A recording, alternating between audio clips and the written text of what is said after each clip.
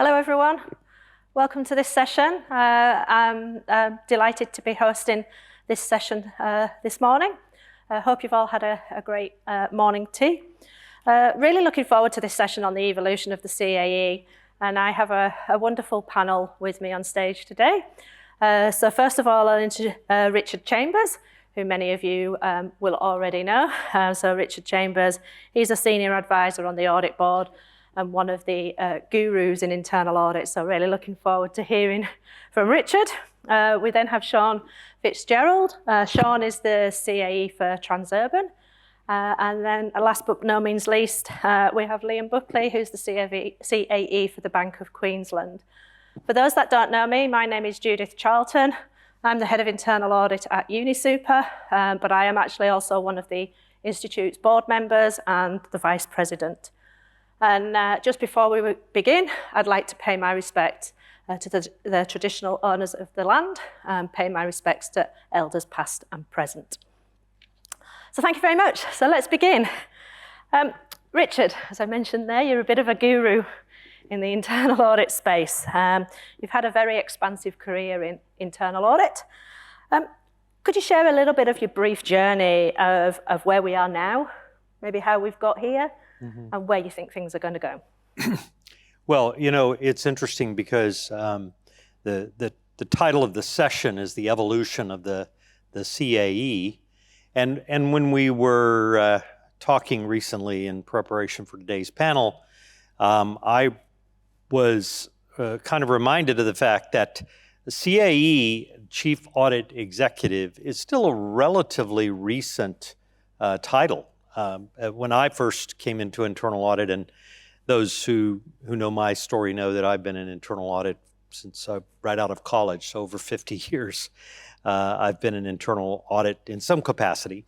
But when I first came into internal audit, there was no CAE term. They called it the head of audit, or the chief of internal audit is what they called it in my company or my organization. And then as you moved into the 80s, the term general auditor became very prominent, particularly in large banks and other large companies. The head of internal audit was known as the general auditor. Really not until the 1990s did, as the stature of internal audit began to arise, and maybe we emerged from an era where we were seen primarily as the quote-unquote bean counters, focused on financial controls.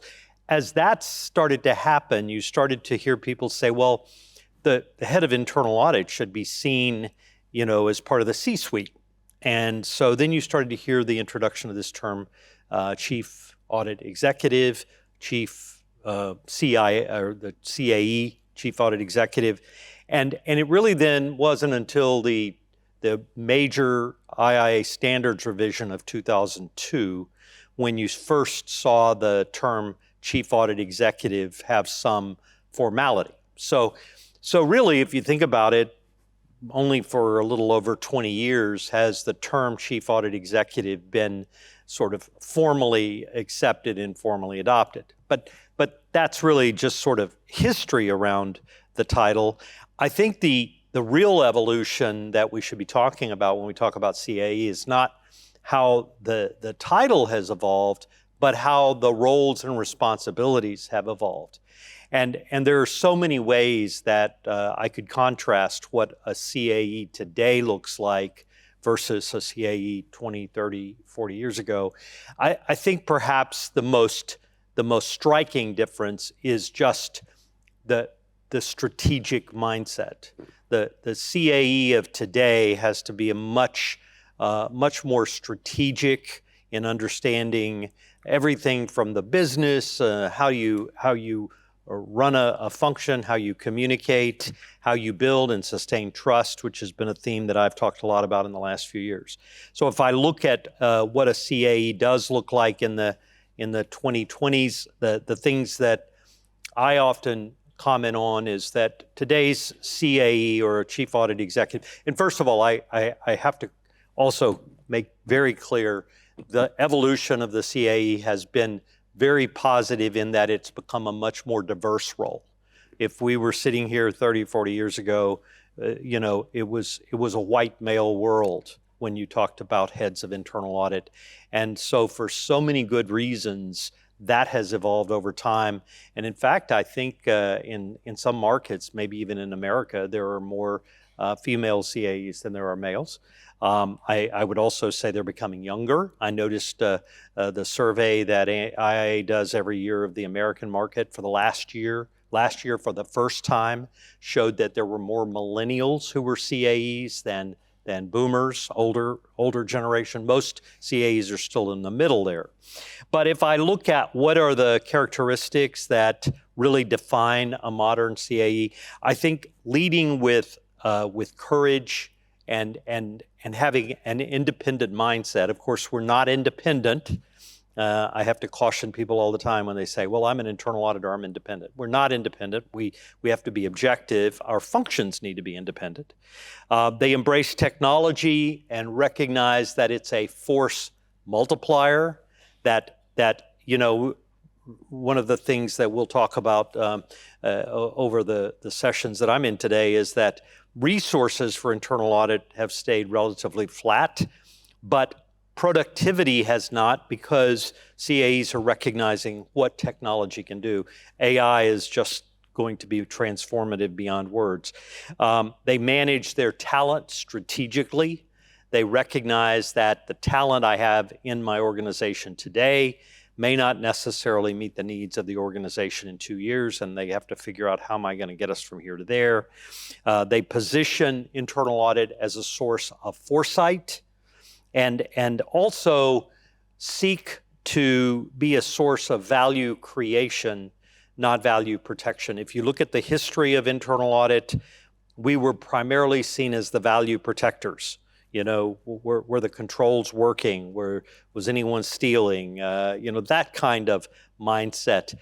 The modern internal audit function, led by really forward-thinking CAEs, I think they think in terms of how do I help my company or my organization, my agency, if I'm in government, how do I help create value, not just worry about protecting what we already have. Those are a few thoughts that I have. I think we're on a trajectory. I see evolution very much in the future, and I'm happy to talk more about that as we go through the time together.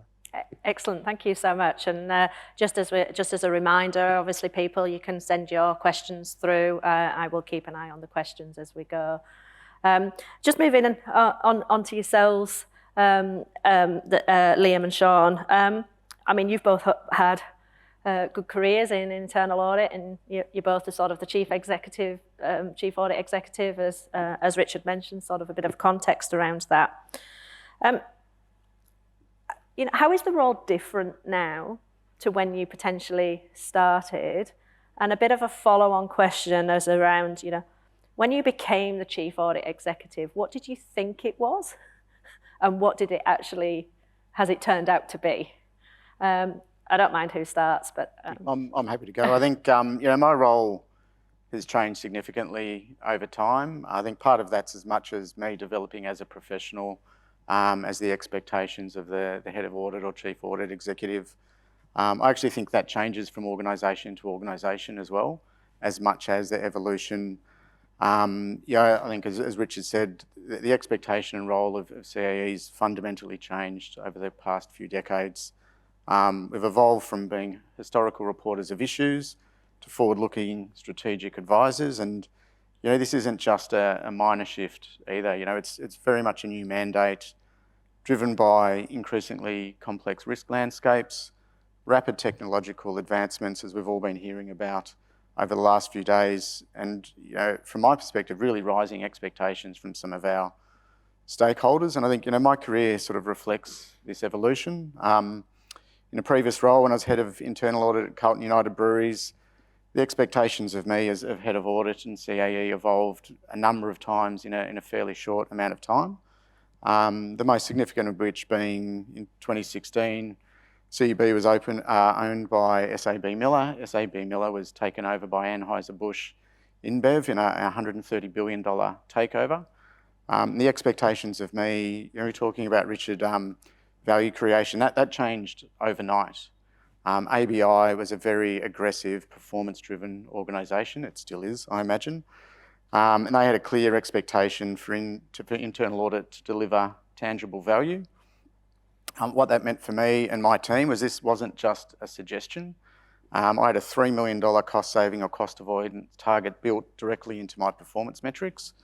And this forced a massive change in mindset. So not only were we still expected to provide assurance over processes and controls, but also we were expected to demonstrate our direct contribution to the bottom line of the business. And this was not for everybody. Some of our traditional auditors, it was a really big team of 100 auditors. That approach was not for everybody.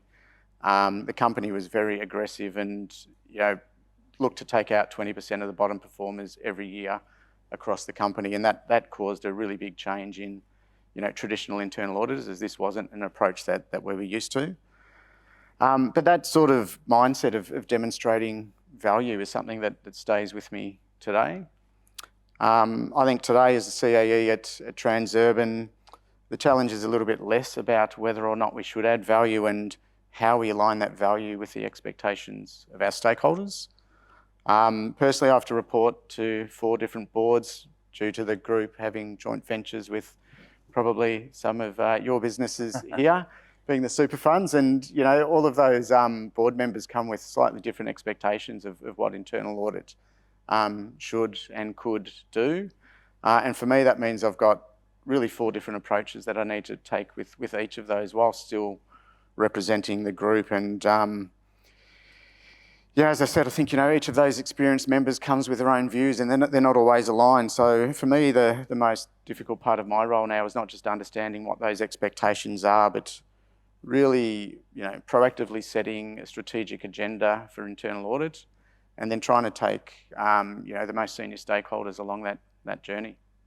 That's great, and I think we'll in a little while we'll pick up a little bit around some of the challenges and that difference around perception of value add, when obviously you've spoken about it, probably a little bit different. But if I pass to you, sort of Liam, in terms of, and talk a little bit around, your career and how is the role different, and what did you think becoming a chief audit executive was, and what is it actually in reality? Yeah, so this is my 3rd chief audit, head of audit role, and I've been in and out of audit my whole career, starting in professional services. And my first head of audit role was at Vodafone, so telecommunications, and part of a global audit community there. I then left audit and went into finance, had roles in technology, worked at Macquarie in a front office CFO role, then came back into audit at QBE, actually had a role in HR for a while, looking after risk culture, and then have gone back to audit at Bank of Queensland. So how is it different today to when I first started? Well, I think in those foundational years in my career, it was more around compliance and checking and process adherence.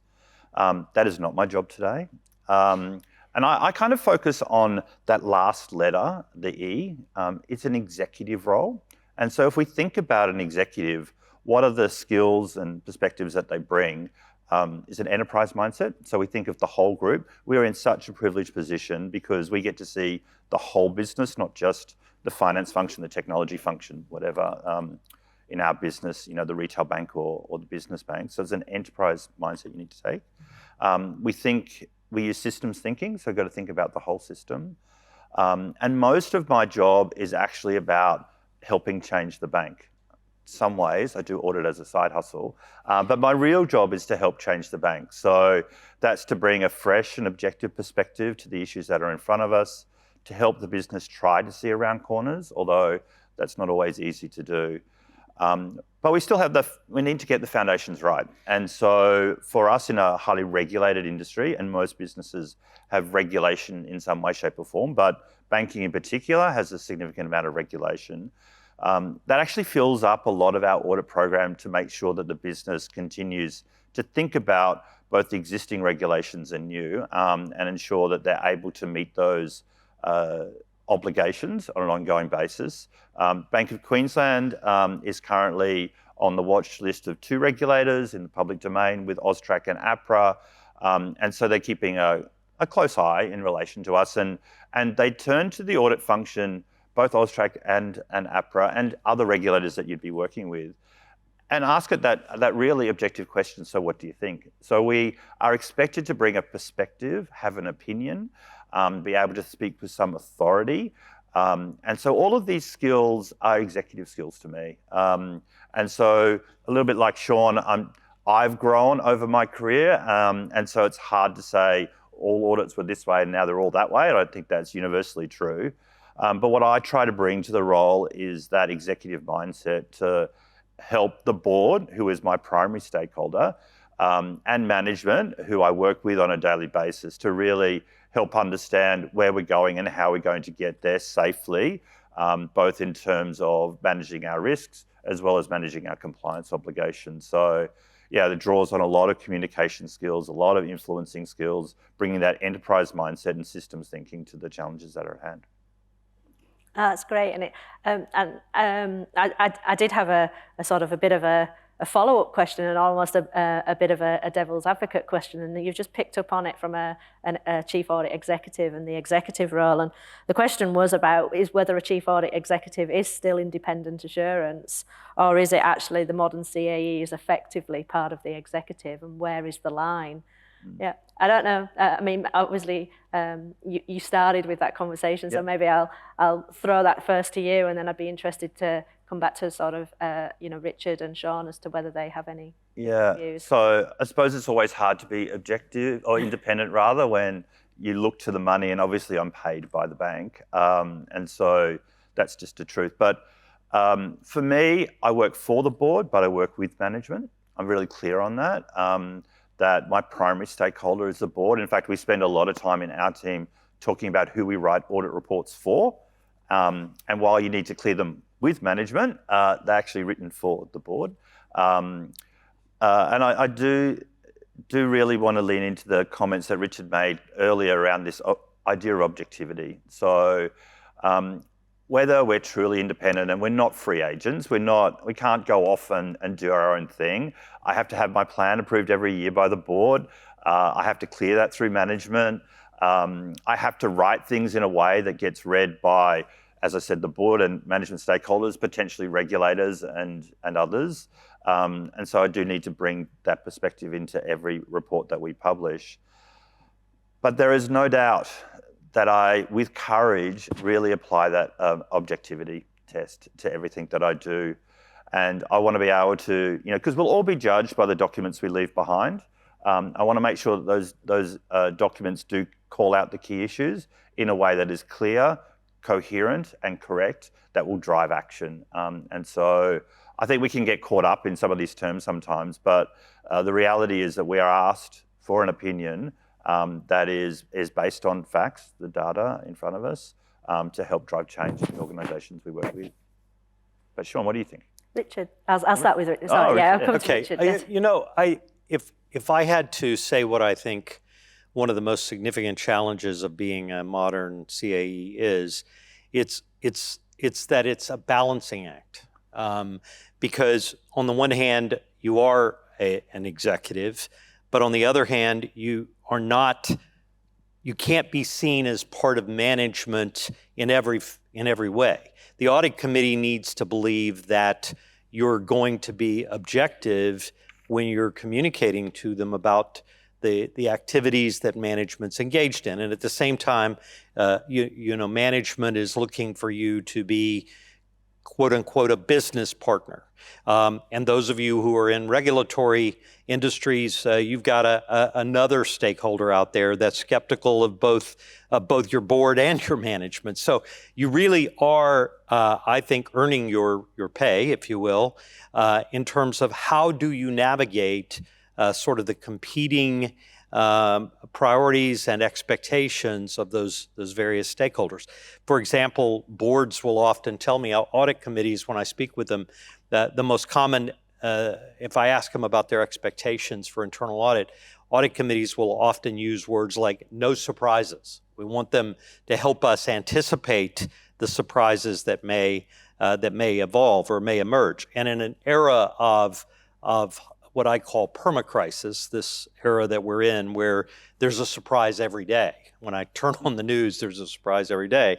how do you help avoid surprises? And at the same time, you've got a board who's got that expectation. You've got a management in many organizations, your CEO and others in the C-suite who don't want you to be an alarmist by signaling an issue to the audit committee too soon. So it really is, I think, a continuous challenge, but one that I think the outstanding CAEs can master by earning and sustaining trust across that full spectrum of stakeholders. Sean? Great. Well, I think it really is a balancing act, and from my perspective, I think you can't be an executive necessarily on equal terms as the rest of management, because our job's not to work in the business, it's to work on the business. So you need to have that objectivity and independence of function.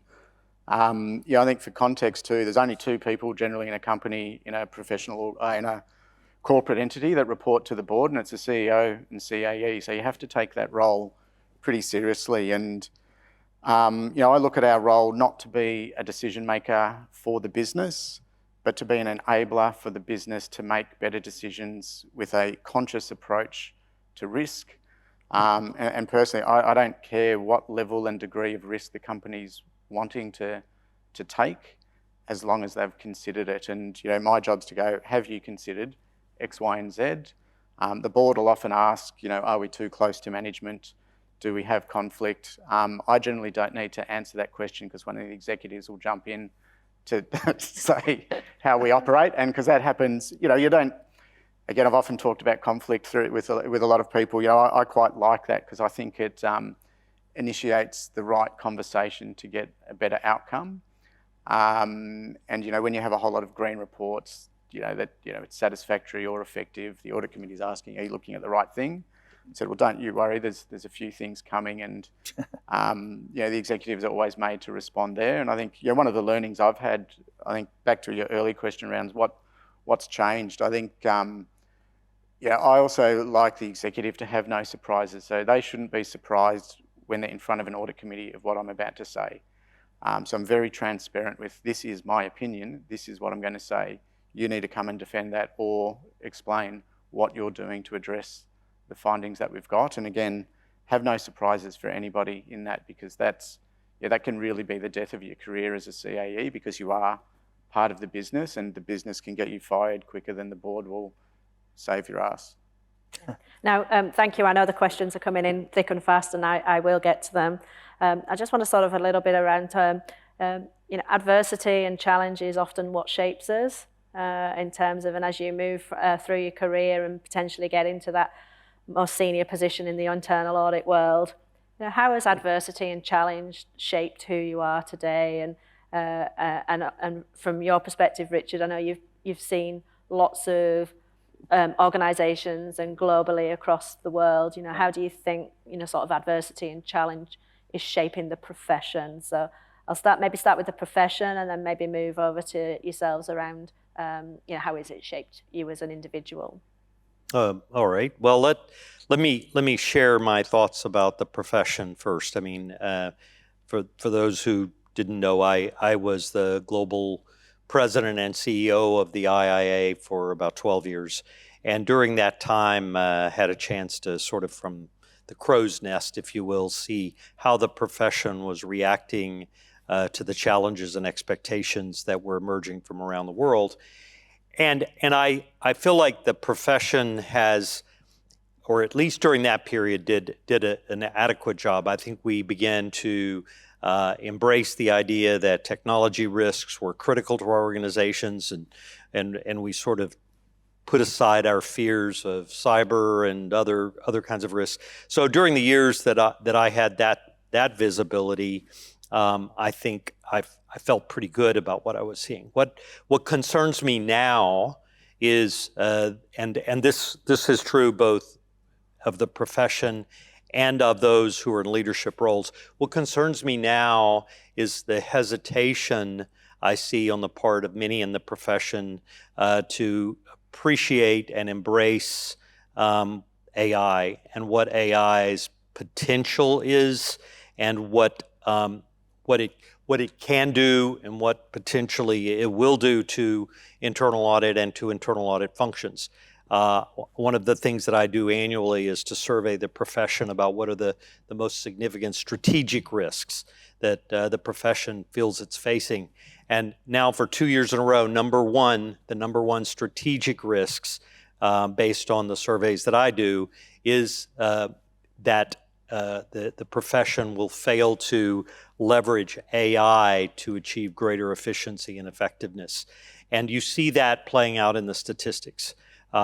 It's just still a very, very timid response here. And that starts in a leadership role with the CAE, but I think it encompasses all of us in the profession. So that to me is right now not just potentially the biggest strategic risk, but in some ways maybe even an existential risk for us as a profession, is how are we going to navigate that? And I know there are plenty of great sessions in this conference that are addressing that.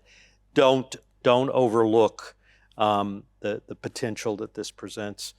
And if you're in a leadership role, if you're a chief audit executive, recognize that you have to bring to bear the kind of courage and strategy to help your organization embrace the challenges that AI presents and the opportunities that AI presents.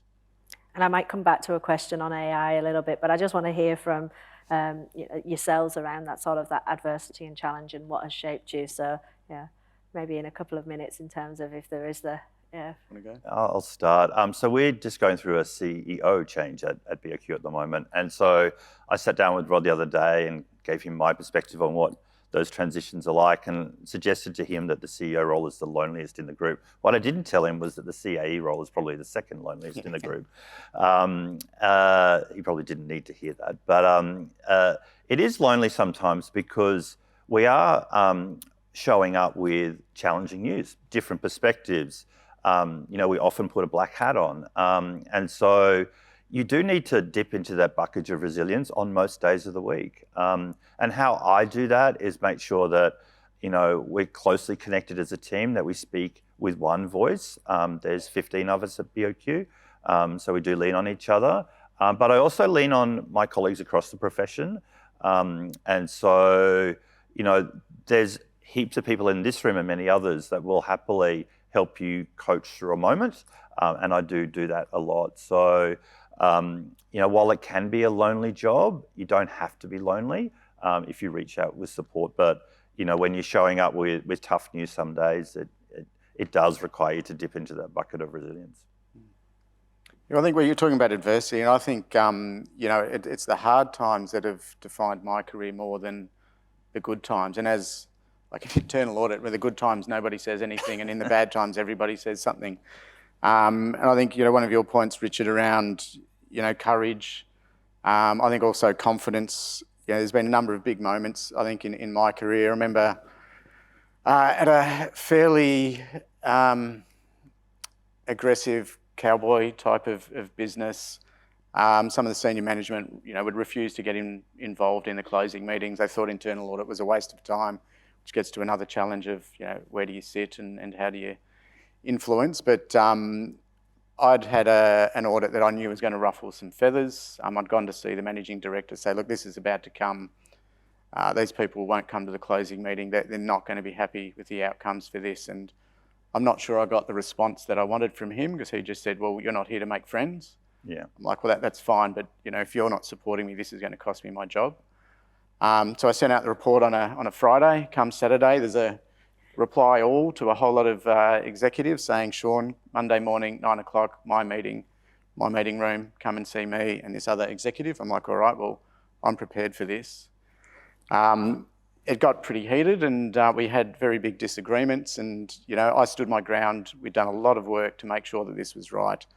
I'd engaged with all of the right people through his function and their functions, because it was actually the two function executives that were ganging up on me, and explained what I thought, and they disagreed and said, oh, blah, blah, blah, we can't do X, Y, and Z because of this, that, and the other. And I'm like, well, have you looked at page 2, which had exactly what they just talked about? And, yeah, for me that was a bit of a defining moment because you had to have courage. I was going up against much smarter people, much more influential. They could have got me fired on the spot if they disagreed or held their ground. And to me, that just sort of empowered me, if you like, to have those right conversations, but to be courageous enough to have them. But also to be really willing to back your team, and you need to make sure that you've got the right information in there, that you're not just sharing opinions that are unvalidated, but you're looking for business value. And that absolutely changed our relationship with two of those executives, and he went from a denier of internal audit to a massive supporter, absolutely overnight once again. And I've had a few of those that have really defined my career, and that's actually then made me be really deliberate about how I run an internal audit function, and the organisations I work with and how I'm going to work, and I'm not very flexible on that anymore. And I think if you tell, go back to the question that I asked earlier around, what did you think it was and what has it actually turned out to be, is that tells a little bit of a journey and a story about how you maybe have this perception of what an internal auditor, the chief audit executive is. But I think, you picked up on actually we do have need to have courage, and we do have, there are adversities that we are actually also dealing with because we're leaning forwards in front of the team. But also then it can be very, very, very lonely, as you said. I was leading a financial services organisation through the Royal Commission, and that was one of I call that the biggest learning and the biggest challenge of my career.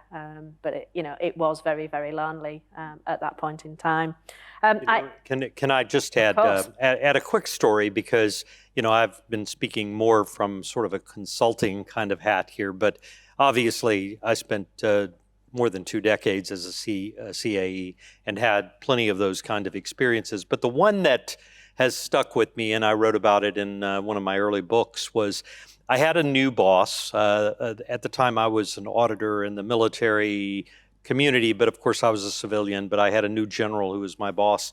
And in my first meeting with him, because I'd had such a great relationship with his predecessor, but count him like the CEO. So I had a new CEO, and I remember him looking across the table at me the first meeting, the first day, and he said, Chambers, I don't like internal auditors, and I need you to know that. You guys waste a lot of our time. There are too many of you. And I mean, it was a very, it was kind of like a Jack Nicholson, Few Good Men's kind of guy, very, very steely-eyed. And I thought, oh, my goodness, what am I going to do now, right? To myself, I'm thinking it. And so I left the meeting, and I regrouped, and I got some counsel and coaching from a few other executives in the organizations. And their pitch to me was, try and sell what you're able to do for him based on what his greatest needs and concerns are. And so that's exactly how we approached it.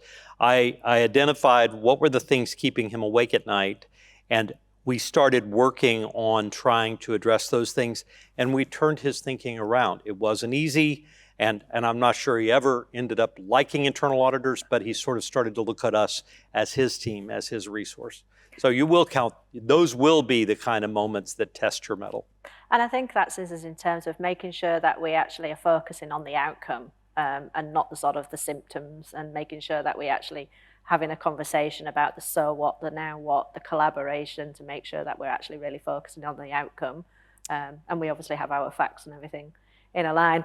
I'm actually going to turn to start, because the questions are coming in a little bit thick and fast. So I am going to turn to a couple of questions that have come through online. So thank you all for sharing them, and feel free to keep sending them through.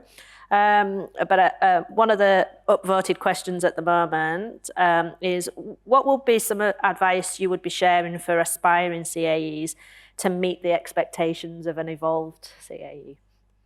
So I don't know who would like to start with that one. So.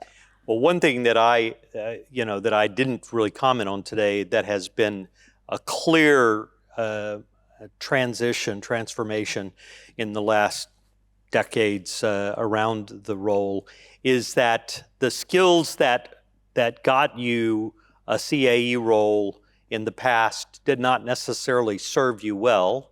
So in other words, if you think about, you get promoted up through the internal audit ranks based on your capabilities as an internal auditor. You've got good critical thinking skills, you can do good interviews, you write good work papers, you write good audit reports.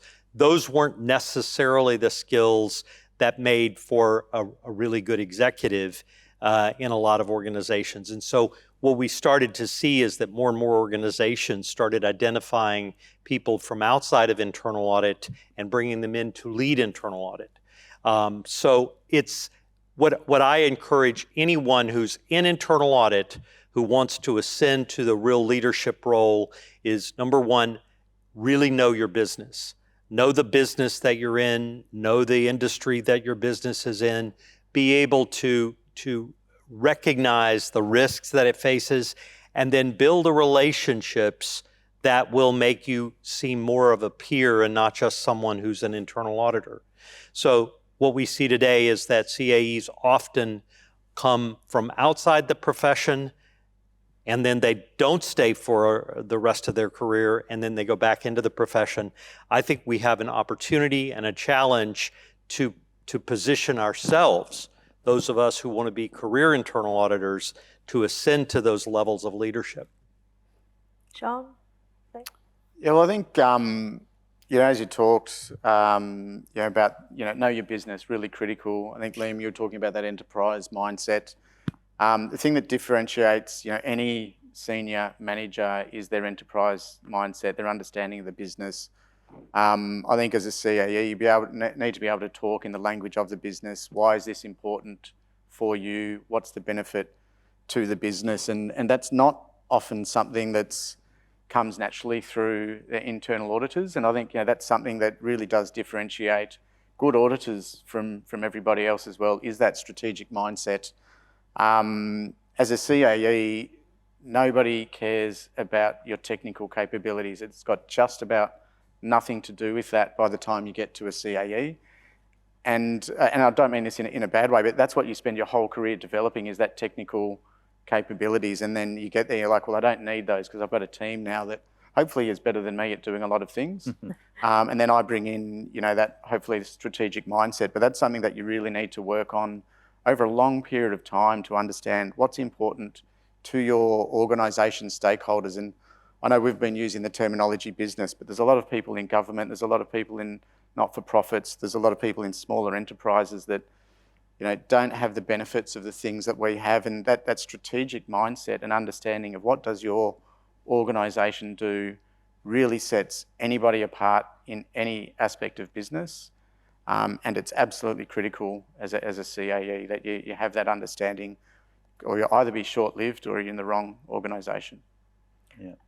Liam? Just quickly would add that we often talk about the T-shaped leader, which is that idea of breadth and depth. And I think it is an and conversation. So if you're thinking about your next steps, I would be encouraging people to think about, have I got enough breadth, that enterprise piece, as well as do I have the technical foundations? And I don't think it's either or, but if you're at the top tables, you are expected to be able to talk with coherency and authority on the breadth of the business.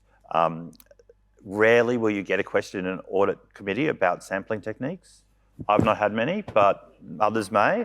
But they do expect you to be able to speak with authority around, we've done enough testing to form this view. So I would say breadth and depth, and encourage people to build that out through their careers.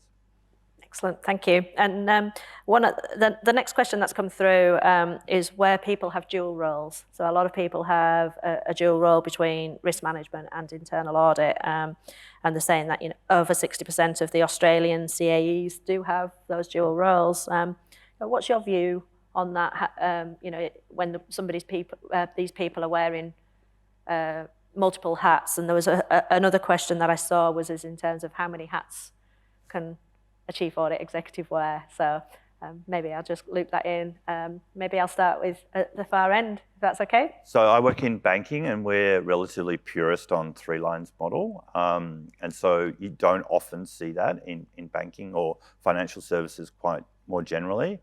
So yeah, I'd probably err on the side of that the fewer the hats, the better. Having said that, I know it's a reality for many in our profession, and you've just got to make sure that you're able to speak with both objectivity and independence. The three-line model is not perfect, let's be clear. There's a lot of contention in it. And while it sounds nice, I think it's actually quite hard to operationalise, but it's a whole different topic. I've had both before, and I think it's a real challenge. Like, you take the role that you're given. Now, I think internal auditors do risk management slightly different to risk managers and to enterprise risk. And you've got to do the best that you can with the role that you've got. But I'd suggest that it's probably better not to have them connected. Because I can sometimes be critical of the enterprise risk framework and the way that we're executing that across the business. And that's really hard to have that. If you're meant to be objective as an internal auditor, it's really hard to be objective if you're also the CRO around what's the most appropriate way to do it. But I think, you do, again, take that strategic mindset. And often when you've got risk and internal audit, you're really looking at the actions to manage the key strategic risks.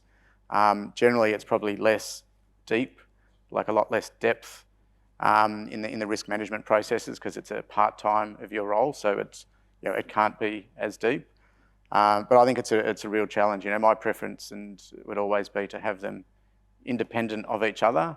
Risk should be a second-line activity. Internal audit needs to have that separation, I think, as a third-line assurance function.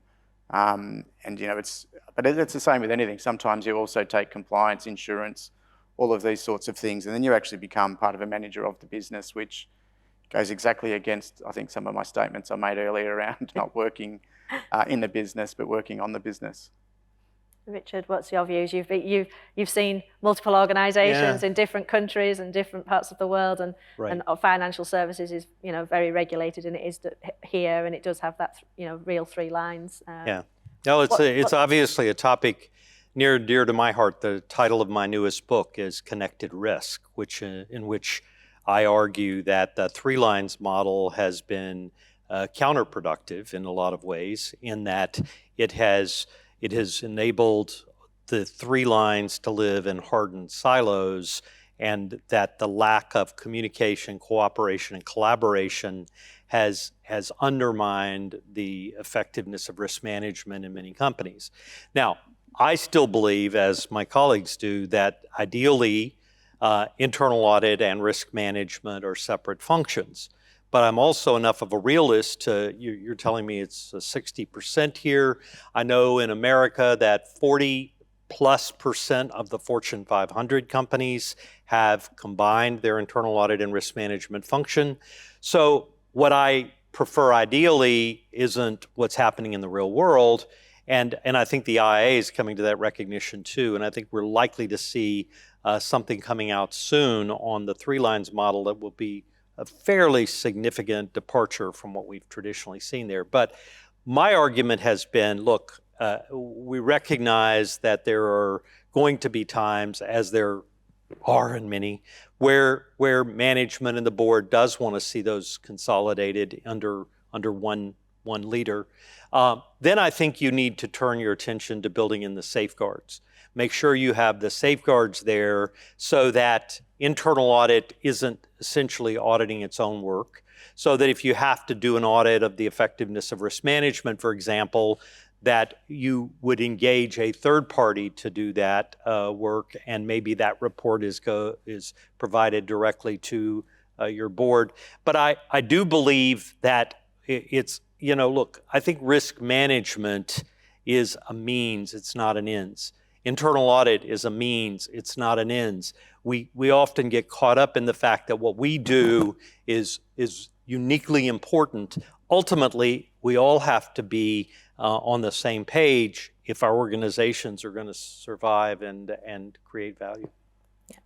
And Anne, I will get to your question because I think it's a great question, but I want to lead it towards the end. I'm just going to, just conscious of time, and there are so many questions coming in. But one of the questions is around that, CFOs, your general counsels, they all require specific qualifications.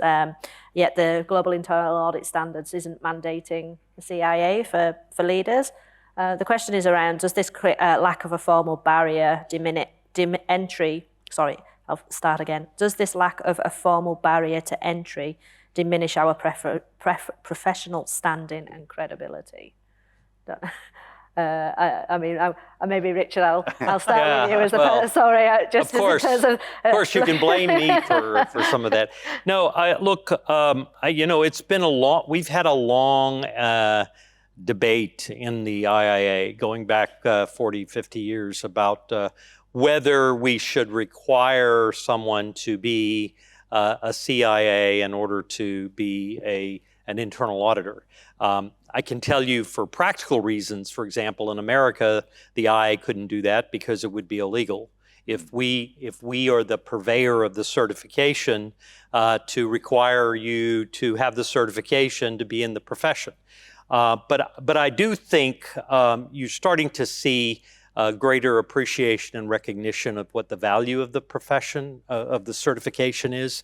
So I don't know that I would say that we should require it to be an internal auditor, but I do think that we should continue to promote it and create the opportunities there for people to acquire those certifications. How's that for a non-answer? Excellent. And I won't ask the other two to comment on that. But what I will ask you, actually, if that's okay, is in terms of, and this is Anne's question, and then before I wrap up with a final question, if you had to give one mentor advice for a millennial female chief audit executive in male-dominated industries, what would that be? Well, my career advice is always be yourself. You can be your most authentic self when you live in your own skin. And look, I identify as LGBT, part of the community. I've had my fair share of knockbacks and derailments. And so while I am not millennial nor female, everyone's got a story to tell. And so I think just be yourself. Make sure you find a sponsor in your organization or elsewhere.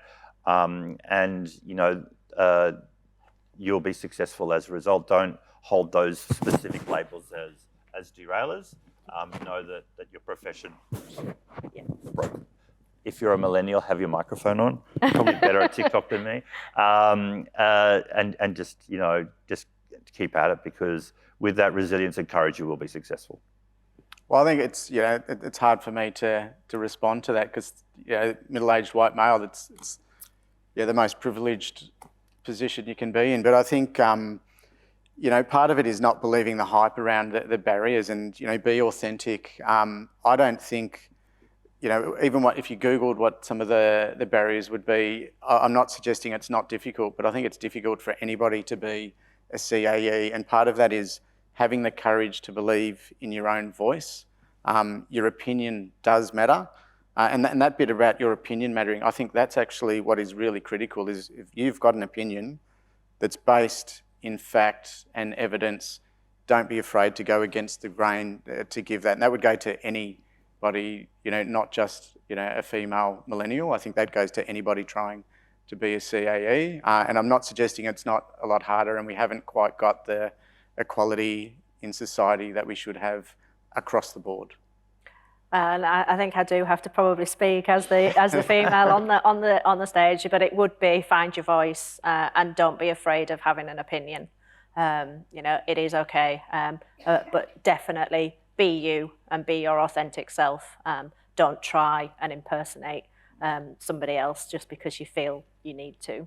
Yeah, my expression that I often share with students and others with regard to every aspect of career management is write your own story.